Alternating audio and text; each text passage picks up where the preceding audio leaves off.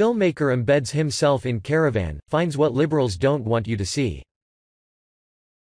With a 1,000-strong caravan of Central American migrants headed for the U.S.-Mexico border, one filmmaker went to the scene and embedded himself within the migrants' ranks to learn what is really going on. What he found is something which the media and the Democrats do not want you to see. Filmmaker Ami Horowitz traveled to the southern Mexican state of Oaxaca in order to film the caravan of migrants headed for the U.S. border. Horowitz embedded himself within the caravan and discussed what he found on Tuesday night with Fox News Tucker Carlson. Cyberthreat: Real Answers to Real Problems. How to Make Money and Become Wealthy. Never focus on get rich quick. 7 billionaires and their cars that will surprise you. What we do know is this thing cost millions and millions of dollars, explained Horowitz. The mainstream media, and there are so many layers of onions to peel back, it's hard to know where to begin.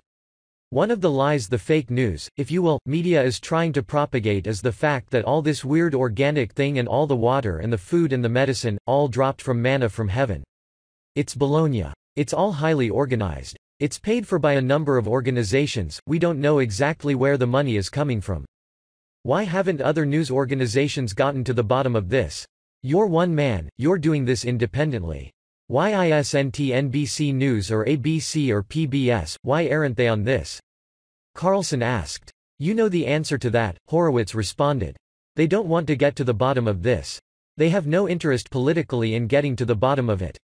The same reason why, when you see a photo in the New York Times or the Washington Post or a video on CNN or the BBC or MSNBC. What do you see? The entire framing are women and children when the reality is so far from the truth. 90 to 95% of all the people in this caravan are men. Although I do apologize for assuming their gender.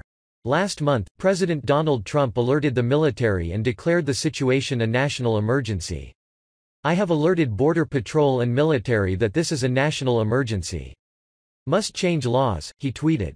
I am watching the Democrat Party led because they want open borders and existing weak laws assault on our country by Guatemala, Honduras, and El Salvador, whose leaders are doing little to stop this large flow of people, including many criminals, from entering Mexico to U.S. Trump added. Cyberthreat: Real Answers to Real Problems.